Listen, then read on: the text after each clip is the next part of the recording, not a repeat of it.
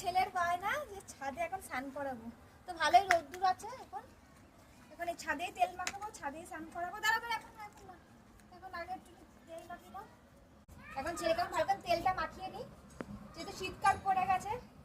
সর্ষের তেলটা স্নান করার আগে মাখাই, আর স্নান করে লোশন মাখাই গায়ে।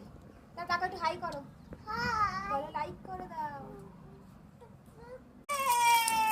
কি মজা!